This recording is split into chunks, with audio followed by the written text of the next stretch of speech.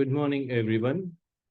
Today, I'm going to speak on preventive conservation of a World Heritage bronze site in India, learning outcomes and case studies from Dholavira, Gujarat. So first of all, I would like to acknowledge Professor R.S. Bisht, who is a guest professor here and a former Joint Director General ASI, who excavated Dholavira between 1989 and 2005. I also acknowledge Professor Mark Kenoyer for organizing this very important panel, and I also like to acknowledge IIT Gandhinagar and also Archaeological Survey of India and the entire ASI team who were participating in the nomination process for making Dholavira as a World Heritage site. So we all know about the distribution of Harappan sites, and if we look into the hierarchy of the Harappan sites, we have 5 to 6 major cities, out of which Mohenjo-daro, it was already inscribed in the World Heritage List in 1980 on criteria 2 and 3, and Dholavira was inscribed very recently in 2021 based on the criteria 3 and 4.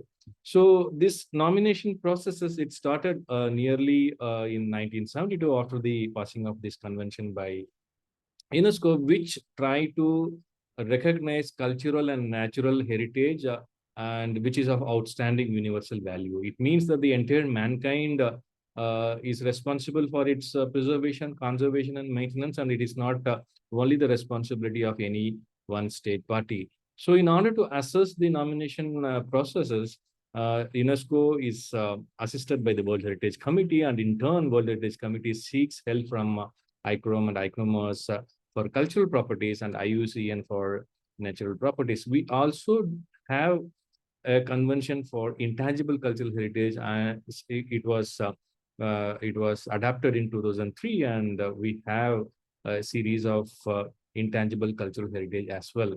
So the nomination process actually starts with a tentative listing. Every state party has a tentative list which project a number of monuments and sites in their jurisdiction for at least 5 to 10 years. So India also has a tentative list. Then the filing of nomination from the identified properties in the tentative list, and it's a very long process. And every year in the month of January, the nomination is filed to the World Heritage Committee.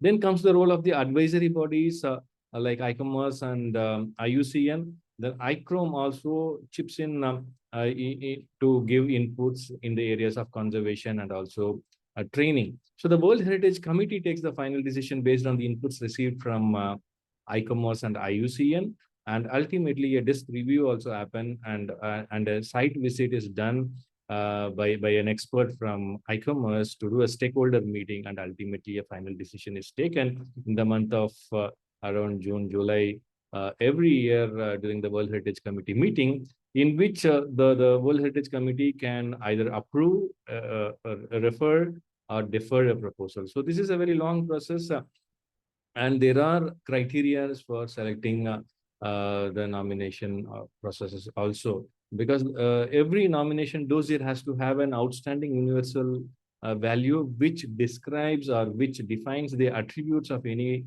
nominated property or site based on the criteria. These criteria are defined by UNESCO. There are operational guidelines for the World Heritage properties, which gives very clear guidelines. What are the criteria for cultural sites? They are 6 in number, 1 to 6, that defines the parameters for defining the outstanding universal value of a cultural property, and the criteria 7 to 10 for the natural site. So the tentative list is also done after a nomination process, which is done by a state party, and that is really mandatory for before nomination into any World Heritage property. At present, we have 1,199 properties all over the world, out of which cultural properties dominate. It is 933 in number. And if we look to the region-wise distribution, Europe and North America dominates with 565 properties, followed by Asia and Pacific, and African region has the least number of sites. In India, we have 42 World Heritage properties, out of which 34 are cultural, 7 are natural, and 1 is mixed, and we have 50 in the tentative list. So coming back to Dholavira and the context of World Heritage nomination and its the long process of inscription. If we see the location of Dholavira itself, it's unique. It is located in the island of Kadir. If you look here, it is on an island in the Great Run of Kutch, and it was very much crucial. The location is very much crucial to maybe controlling or facilitating the inland as well as the external trade activity. So this is one probable inland waterways and marine trade networks that might have facilitated the trade during the third millennium BCE. The location of Dholavira itself is very unique. I mean, it is located in the northwestern part of the Kadir Island between two streams at a vantage point where the flow of the water in the streams, it is neither very strong or not very slow, so that they can dam, or they can put some check dams across these streams and divert the water into some of the water reservoirs, which is the hallmark of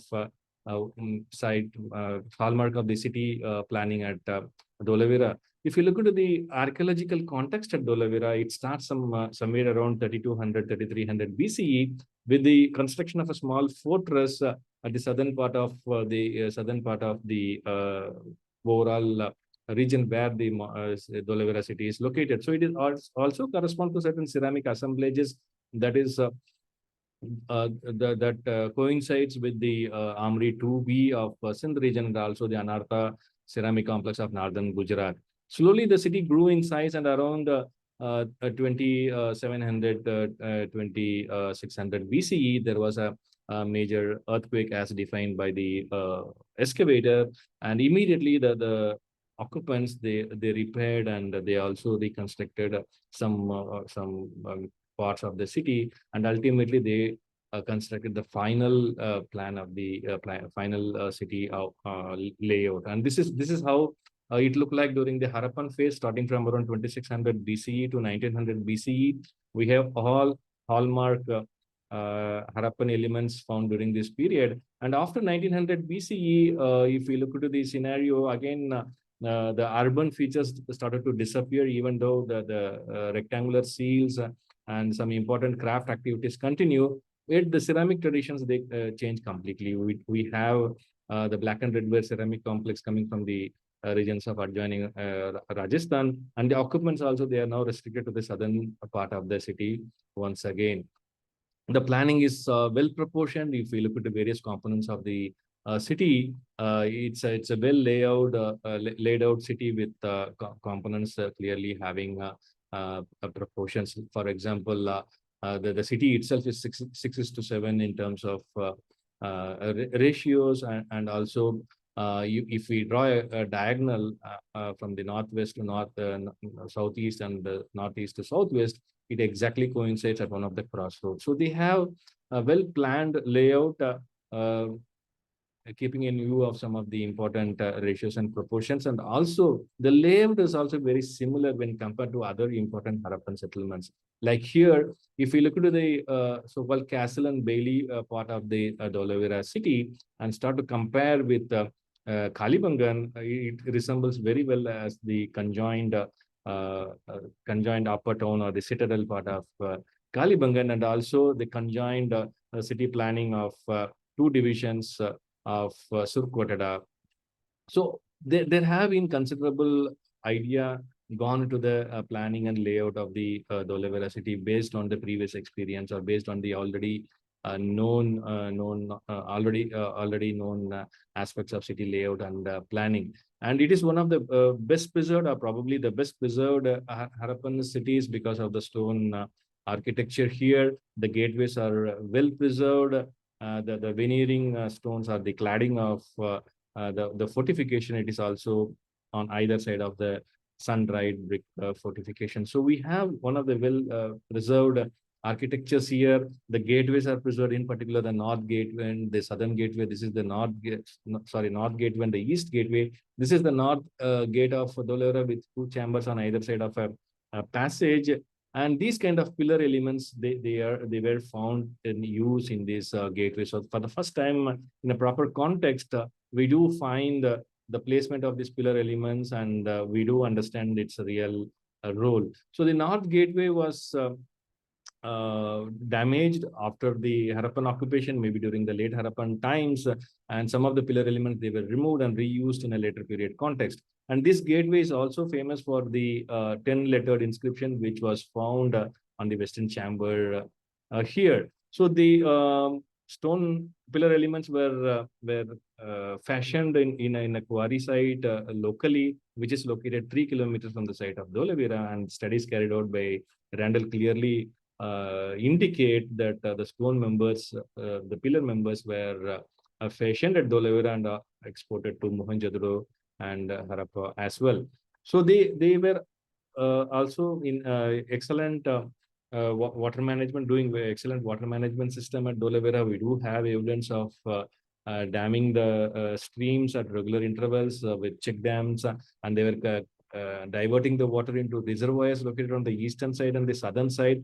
And the spillover from the southern reservoir, it reached an open area, and again it spillover from this reservoir reached a very huge open reservoir. So this was the kind of arrangement on the southern side. Similarly, on the northern side, they were diverting the water into these open areas. So each and every area was utilized for storing the water, which was available only during the monsoon season, and they might have used it throughout the year.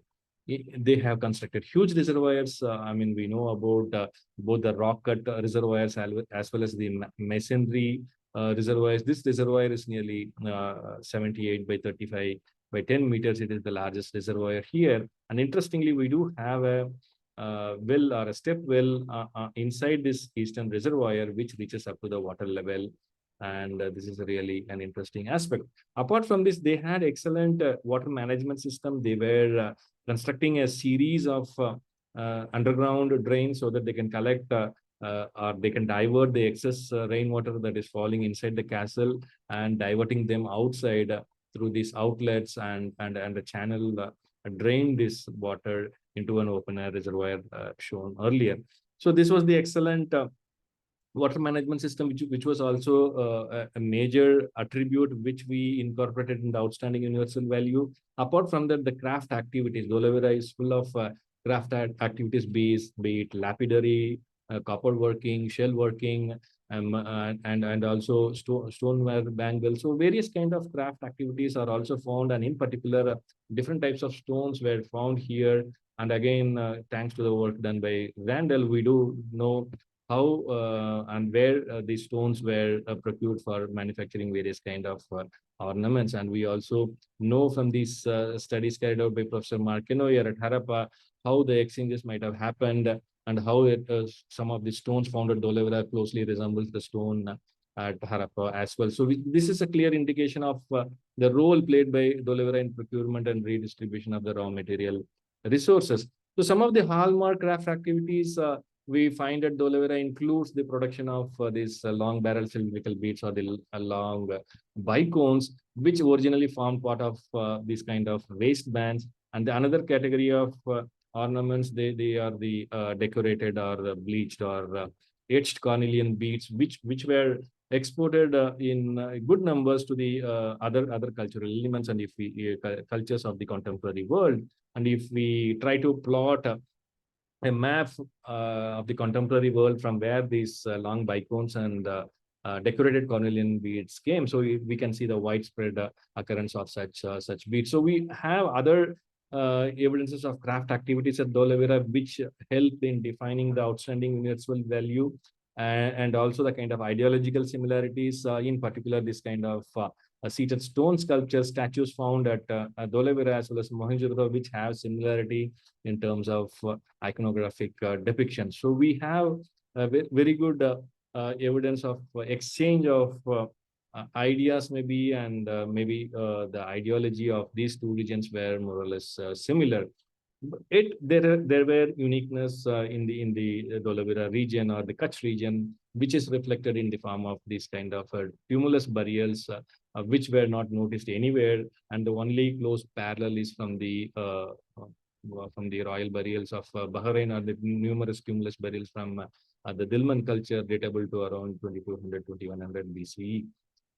So with this background, we prepared the nomination dossier under three criteria. I mean, we try to define that Dholavira was initially created with the influences from the Sindh region, and in turn, Dholavira also influenced other settlements like Surkotada and Juniper, and that was under criteria 2. Under criteria 3, we highlighted how Dholavira is a unique example of an Harappan culture with all its manifestations, and also incorporating some regional variations, and also preserve some of the continuing traditions, because we do see we can see in the Kutch region continuation of the vernacular architecture very close to the late Harappan house complexes at Dholavira. The circular huts which they were constructing, it's very much similar today. Even today, they construct in the Kutch region. So there is a continuity in terms of architecture, and also it is one of the very best example of the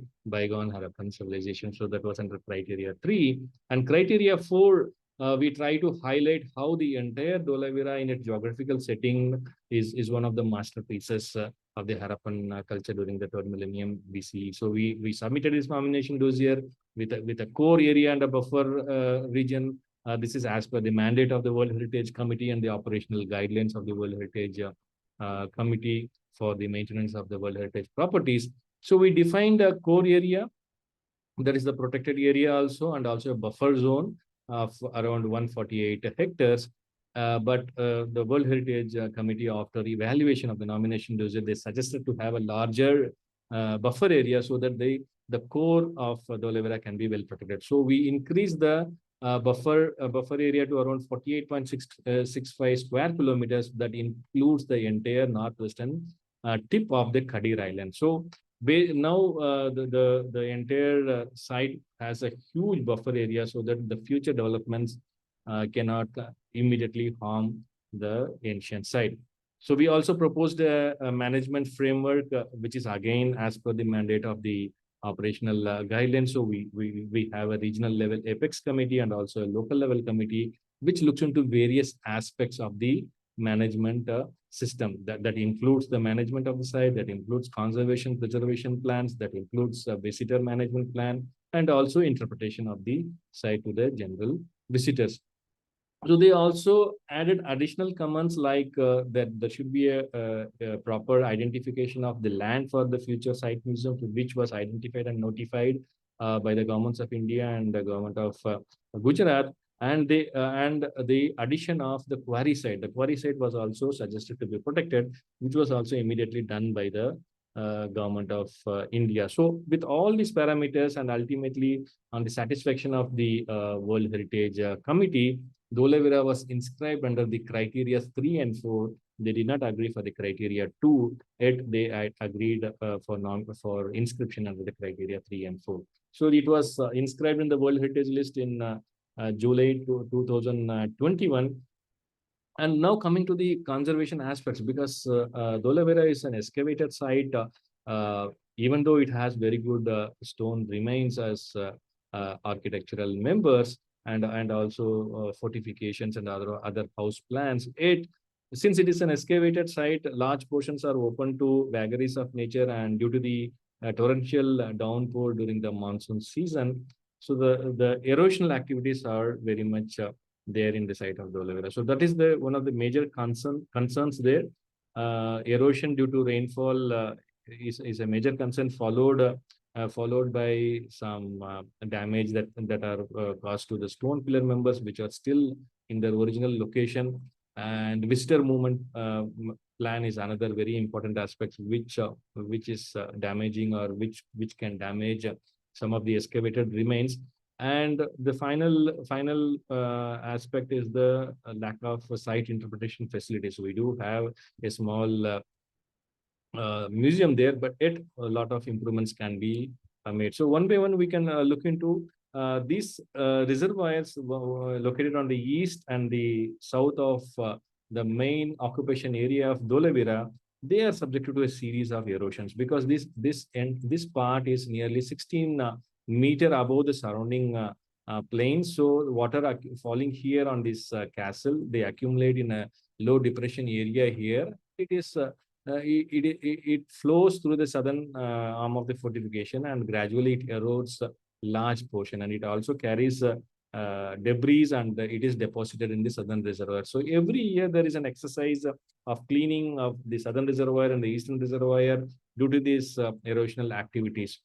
When we look into the pattern, they were flowing in a regular pattern. I mean, the water is accumulated here because of the excavated portion. This is the central Broadway, and the water gradually comes and accumulated in a huge depression here and flows through the southern part, and gradually it erodes into many different erosional gullies, and ultimately the debris are accumulated here.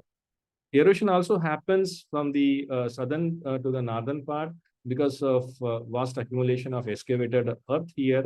That is also eroded and it flows into the reservoir. Similarly, on the eastern side also, water flows from these castle along the east gate, and also it erodes the unexcavated portion, and ultimately they get deposited inside the reservoir. So this was one major concern, and gradually large areas were being eroded. And if we look into the pattern after every rainy season, large rain gullies are created due to the rapid flow of water. So in order to contain the erosion, in order to divert the rainwater flowing inside these reservoirs, it was mandatory to devise certain mechanisms. So another concern was the accumulation of rainwater in like these pools in wherever the depressions are there, or wherever the excavated trenches were deep and left unfilled. So in order to divert the rainwater away from the reservoirs, which was a very important concern at the site, so it was decided to construct drains at the contours, different contours, so that the water flowing from the on the eastern side, they can be diverted away from the eastern reservoir and diverted towards the river here.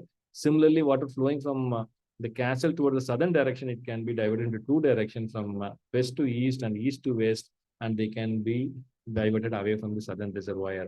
And whatever water accumulating here in the depression, it was also planned to divert them through a concealed drain so that it flows away from the excavated remains. So these were planned and also executed in such a manner that the one of the drains on the eastern side, it proved to be very helpful in the succeeding in the rainy season which followed. And after October 20, in the monsoon season of 2021, it was observed that this drainage really proved effective. So this was one drain, and another was constructed on this at the southern portion. And this is the inlet of the concealed drain which was constructed here. So all these drains put together, they did a very good job. And coming to the architectural members which are preserved here in its original location, here it is the east gate, where some of the well polished limestone pillar members are still there in its original condition. So if we look into them closely, the cracks are developed here all along the members, and also some chipping also happens because of the expansion and contraction. Similar is the case in the north gate here. We can see the huge cracks developing on the pillars, and also some portions have fallen away. So this portion is the area where this 10-letter inscription is preserved. A temporary canopy was provided to preserve this inscription, because it is buried here, and nearly 45 centimeter of deposit of earth has been put over here, and again to prevent rainwater getting inside, a canopy has been provided.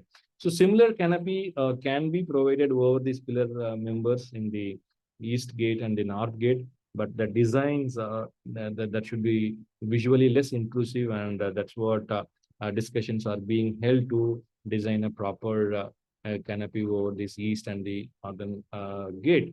So another factor which is really causing a serious harm to the site is the invasive species of Prosopis julifera, which is locally known as the mad bubble or the Vilayati bubble, because it was brought from outside. It is not native to India.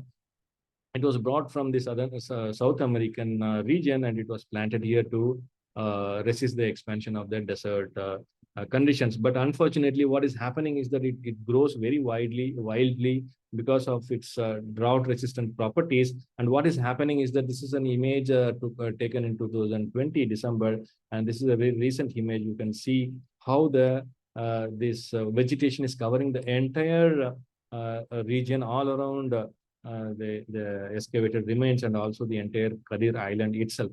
So this is the kind of condition when we see near the burial or the cemetery site. I mean, the entire cemetery site is engulfed by this kind of vegetation, and even the approach way is fully covered with this vegetation, and even the text, cultural text, they are also covered. So this is one major problem at the site which require serious attention.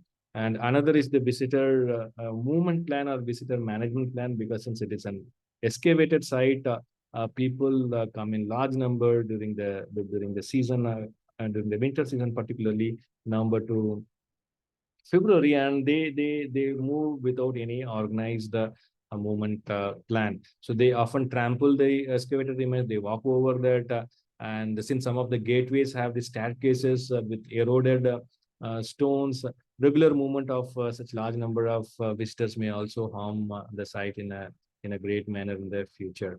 One important decision which was taken is to restrict the movement of the visitors over the excavated remains. So a temporary barricading, wooden barricading was designed, and it was placed near some of the important excavated findings. This is wooden barricading placed adjacent to the bead manufacturing center on at Bailey. So this kind of things can also help, but a better visitor movement plan that is going to be a really a good measure in the long run. So we have already devised the visitor movement plan, but it has to be implemented in an effective manner. It takes care of different categories of visitors who want to spend from 2 to 3 hours to more than 6 hours. I mean, somebody wants to plan more than 6 hours also, so there is a plan. So one can plan their visit accordingly based on the site interpretation. We have a small interpretation center here. In future, there will be a huge museum coming up here.